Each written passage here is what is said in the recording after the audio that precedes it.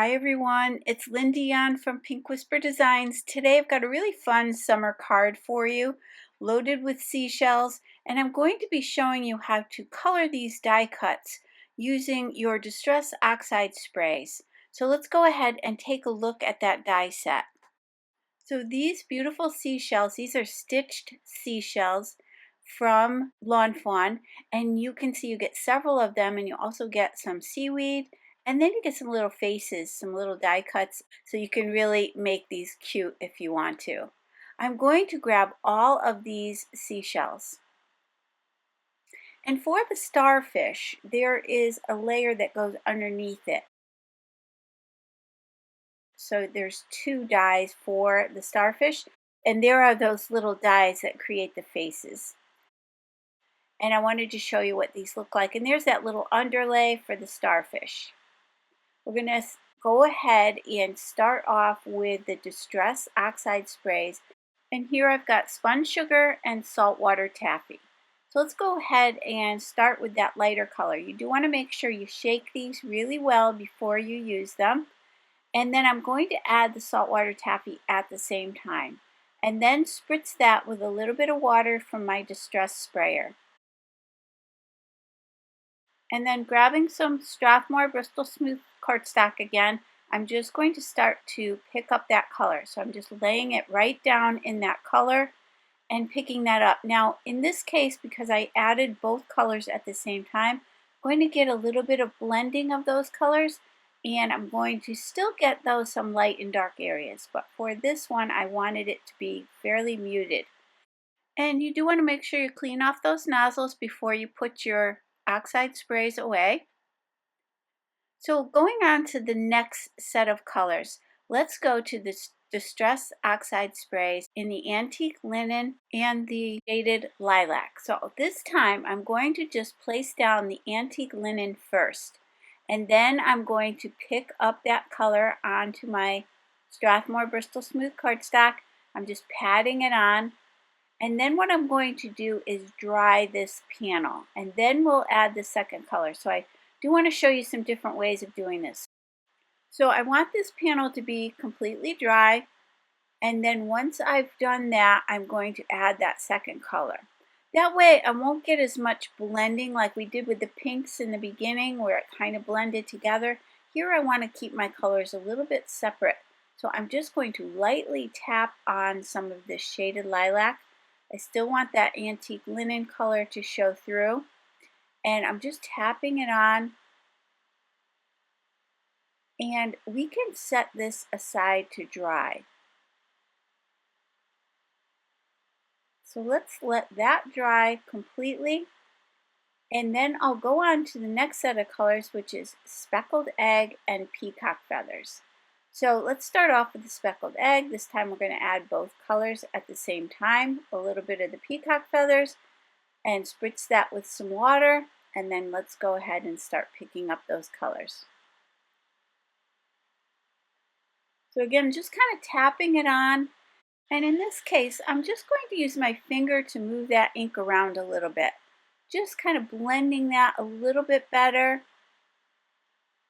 and adding some more darker areas kind of in the center there. I didn't want a lot of it, but I did want a little bit more. The next set of colors will be Fossilized Amber and Dried Marigold. And for this one, I'm going to do the colors separate again. So I've got the Fossilized Amber. I'm spritzing that with some water, and then let's go ahead and pick up that color. Now here, for this one, to move that ink around a little bit better, I'm using my Distress sprayer, and I'm just spritzing it, and that'll just allow that ink to get a little bit more movement. Whereas in the previous one, I used my finger just to get some light and dark areas. Now I did completely dry this, and now I'm going to add that dried marigold. So again, I'm just going to pick this up just kind of here and there, add a little bit of that color, and I'm going to go back to that Distress sprayer and move that ink around again. So you have some options of the way you want to get that ink to move across that cardstock. And then with Twisted Citron and Mowed Lawn, we'll do this last panel, and this will be for our little seaweed. So I've got the Twisted Citron first. Again, I'm just doing one color at a time. I'll put that right into that ink.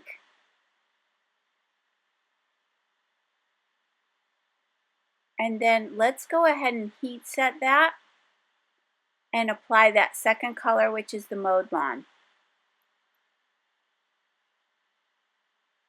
This is really fun to do. You could just do a whole bunch of these panels to be ready to do some die cutting at any time. Just grab a bunch of color combinations and make a project out of this. This is a great project if you are just kind of like, you're kind of stuck in a craft rut and you can't come up with any ideas. I like to just sit and make backgrounds, things like this that I can use for my die cutting later on. So it's a really fun process and it's super relaxing. Now I've got all these dies and I'm just trying to select which dies I want from which cardstock or which colored panels that we created. And I'm going to go ahead and die cut these. I will die cut them all from the same cardstock. So in other words, this die, I will cut all of this same die from this same cardstock color. So let's go ahead and pop that out. And I just die cut about 4 of each of the shells and I think like 6 or 8 of the seaweed or seagrass. I'm not sure what to call that, but and don't you love this? Look at that pretty stitched border that you get on these. Or the stitch detailing, I just love that. And then for the little starfish, you can punch out these little holes in the center. I'm just using my Cricut weeding tool to do this.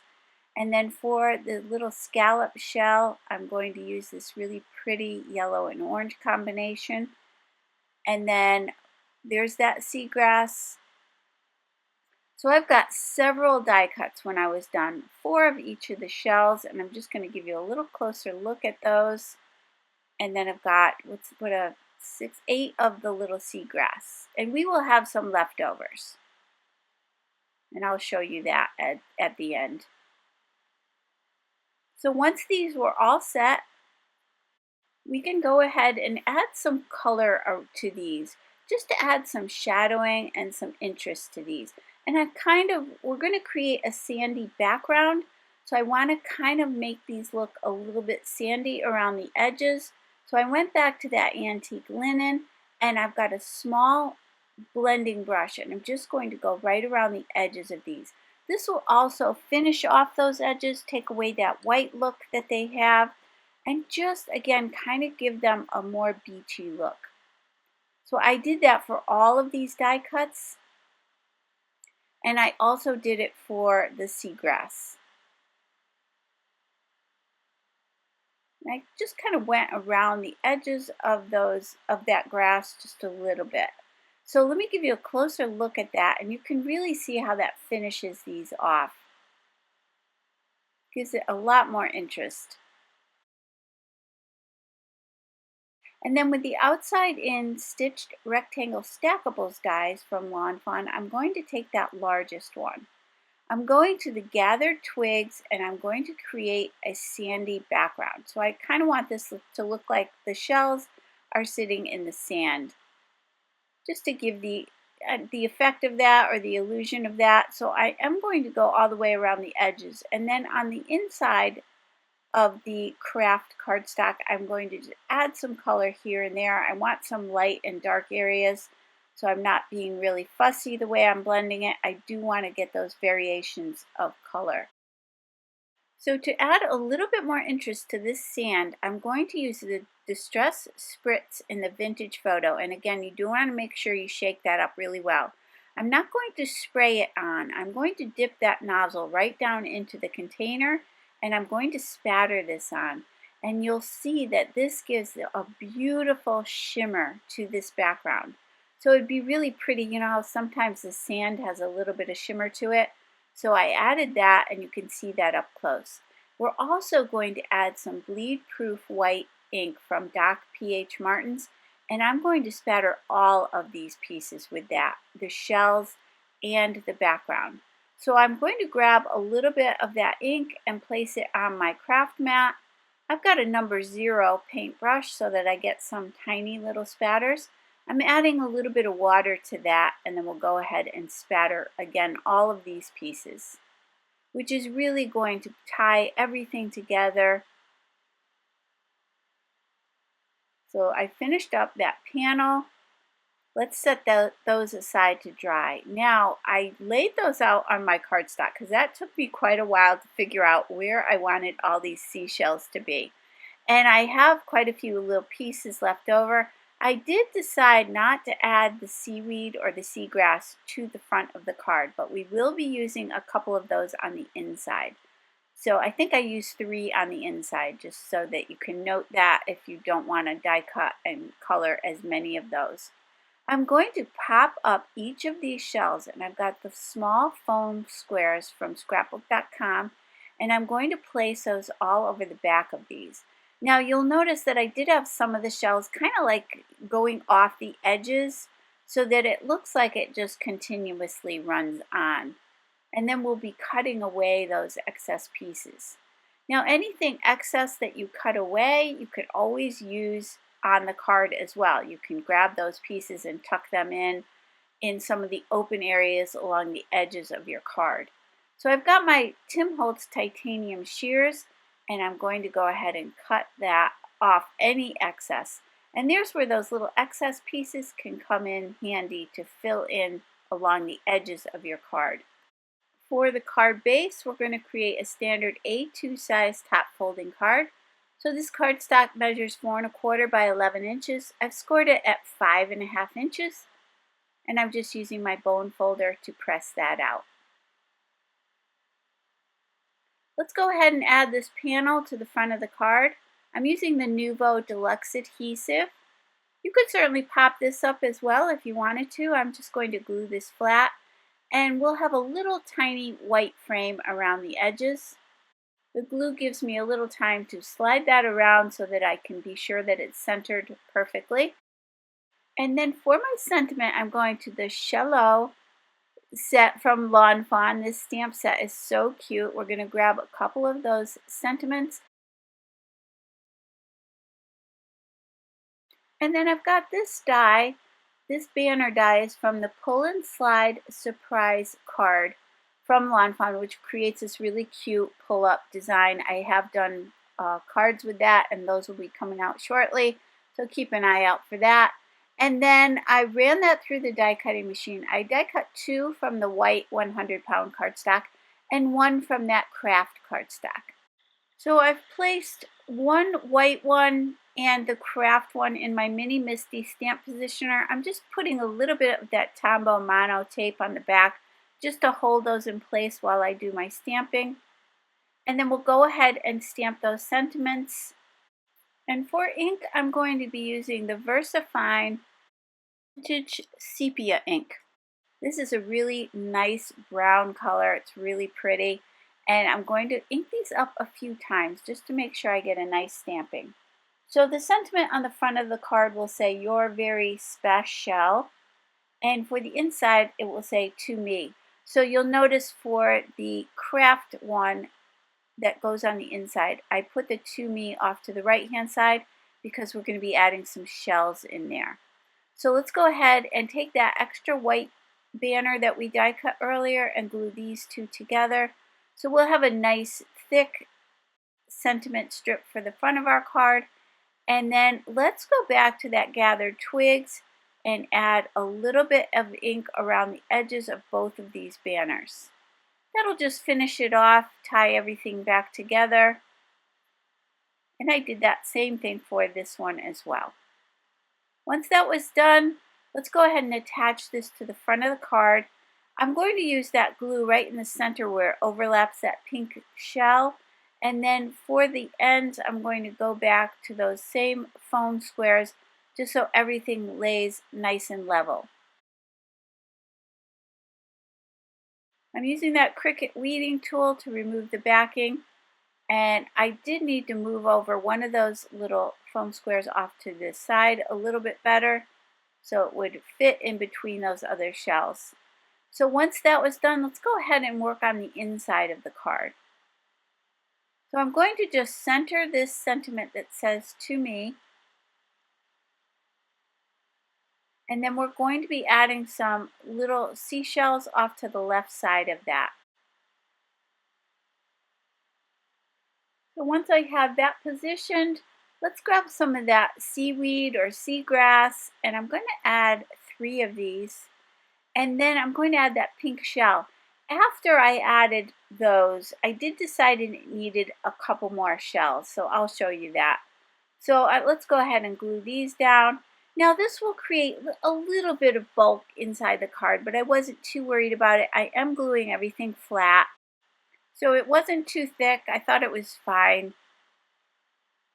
So let's go ahead and glue the rest of these down. And do keep in mind that all of the products I'm using today are listed and linked down below and also on my blog. Now at this point, when I glued this little pink shell down, I just thought it needed a little bit more.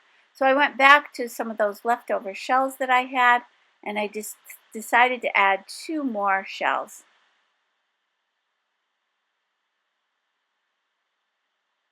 So now the inside of the card will be just as pretty as the outside. And here's where you can see I did not add that backing to the starfish, but I certainly could have. I just think it was a little more delicate without adding that, and I like the little white dots that show through. So once that was all set, I had a few pieces left, and I decided that other little starfish I wanted to use on the envelope. I thought I could use some of that seagrass as well, but I didn't really like that, although you certainly could. I wasn't so sure. So I'm just going to add the little shell just to tie everything together and finish that off.